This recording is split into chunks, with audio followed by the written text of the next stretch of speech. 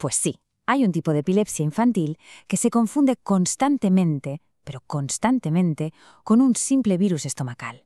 Se llama CELEAS, que son las siglas de epilepsia autolimitada con crisis autonómicas. Y es que entenderla es clave, porque su forma de presentarse, desafía casi todo lo que la gente suele imaginar cuando piensa en una crisis epiléptica. Pensemos en esto por un momento. ¿Y si una crisis epiléptica, en lugar de convulsiones, lo que provocara fueran vómitos, una palidez tremenda y un malestar general muy intenso? Pues esa es exactamente la realidad de las CELías. Entender esta peculiaridad es el primerísimo paso para poder llegar a un diagnóstico correcto. Vale, para entenderlo todo bien, vamos a seguir este recorrido. Primero, un vistazo general al mundo de las epilepsias infantiles. Luego, nos meteremos de lleno en el grupo autolimitado, que es donde están las CELEAS. Después, la presentaremos como se debe, veremos sus síntomas.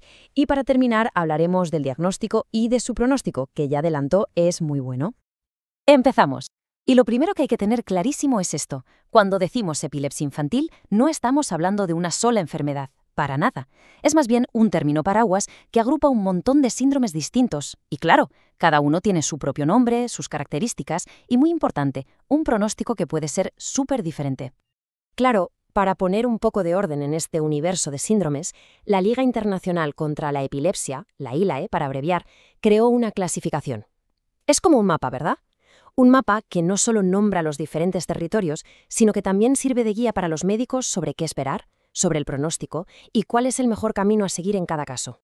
Esta clasificación de la ILA, a grandes rasgos, organiza los síndromes en 3 grupos principales. Están las encefalopatías del desarrollo y o epilépticas, que son las más graves, luego las genéticas generalizadas, pero hoy nos vamos a centrar en un grupo muy específico. Uno que tiene un nombre que ya de por sí da bastante esperanza: las epilepsias focales autolimitadas o SELFs. Perfecto, pues vamos a hacer zoom justo ahí, en esa primera categoría. Dejamos el mapa general y nos metemos de lleno a explorar el territorio de las SELFs, estas epilepsias focales autolimitadas. Y lo que de verdad define a este grupo es algo fundamental. Estamos hablando de epilepsias que por lo general tienden a desaparecer por sí solas con la edad. Se curan, vaya.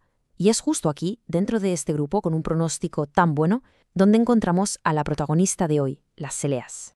Entonces, es súper importante que entendamos qué significa exactamente autolimitada. Ojo, no significa que no sea un problema mientras dura, claro que lo es. Lo que significa es que tiene un final previsible, que tanto las crisis como esas anomalías que se ven en el electroencefalograma acaban desapareciendo, normalmente por la adolescencia. Y esto, como información para una familia, es potentísimo. Y aquí llegamos a un cambio en el lenguaje que parece un detalle, pero que no lo es para nada. Antes se usaba la palabra benigna. Pero a ver, ¿cómo va a ser benigno ver a un hijo o a una hija pasar por una crisis que puede ser aterradora? La comunidad médica se dio cuenta de que esa palabra, en cierto modo, invalidaba la angustia de las familias. Por eso se cambió a autolimitada. Es un término mucho más honesto. Reconoce que el momento es duro, pero a la vez te da un horizonte claro de que esto se va a acabar. Bueno, pues con todo este contexto ya claro, por fin llegamos a la protagonista de hoy, las CELEAS, es decir, la epilepsia autolimitada con crisis autonómicas. Y es que el nombre, como vamos a ver, ya nos lo dice casi todo.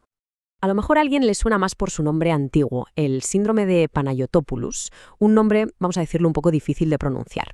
El cambio a CELEAS es un avance tremendo porque pasamos de ese nombre a uno que es en sí mismo una descripción perfecta. Es una epilepsia autolimitada con crisis autonómicas. Lo tienes todo en el nombre. Vamos con los datos clave, lo esencial sobre las CELEAS. Suele empezar entre los 3 y los 6 años. Y muy importante, afecta a niños y niñas que por lo demás tienen un desarrollo neurológico y cognitivo totalmente normal. Otro dato clave es que las crisis no son frecuentes. Y lo más tranquilizador, la remisión, o sea, la curación, está garantizada en todos los casos. Es una condición de la que se sale, sí o sí. Muy bien, vamos ahora a meternos en lo más llamativo de las CELías, los síntomas. Porque es aquí donde empieza toda la confusión y, lógicamente, la angustia de los padres. Y es que una crisis autonómica no se parece en absolutamente nada a lo que tenemos en la cabeza como una crisis convulsiva. La clave de todo está en esa palabra, autonómica. Se refiere al sistema nervioso autónomo, o sea, el que controla todo lo que el cuerpo hace en piloto automático, sin que nos demos cuenta. La digestión, el ritmo del corazón, la respiración, hasta el color de la piel.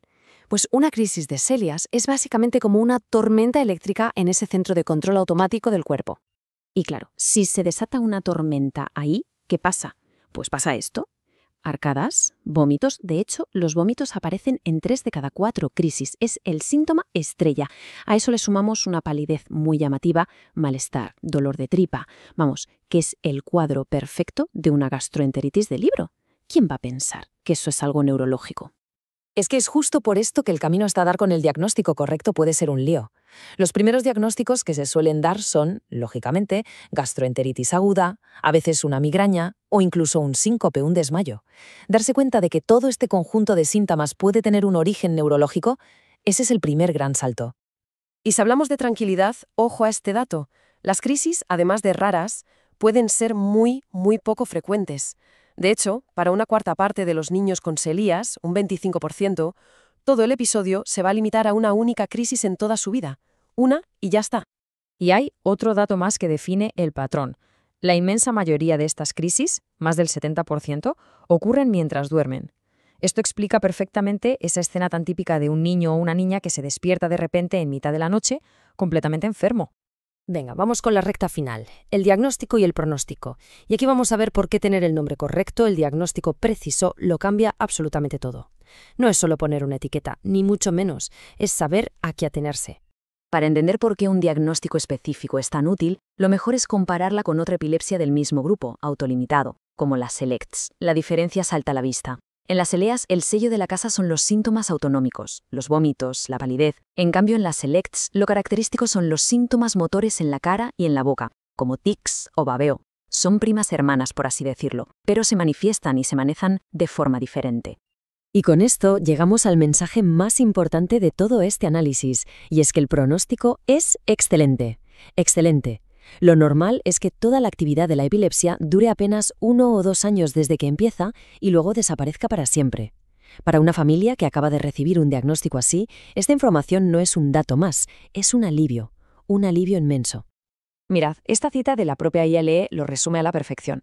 El objetivo final de clasificar, de ponerle nombres y apellidos a estos síndromes, no es otro que poder dar la información más clara posible sobre qué se puede esperar y cómo hay que actuar. Es una herramienta clínica de primerísimo nivel. Y todo esto nos deja con una reflexión final. ¿Cómo puede ser que algo que suena tan técnico, tan de médicos como una clasificación de síndromes tenga un impacto tan profundamente humano? Pues la respuesta es sencilla. Porque un nombre preciso como CELEAS es lo que transforma el miedo paralizante ante unos síntomas que no se entienden, en un plan de acción claro, en tranquilidad y por encima de todo, en la certeza de un futuro completamente normal y saludable.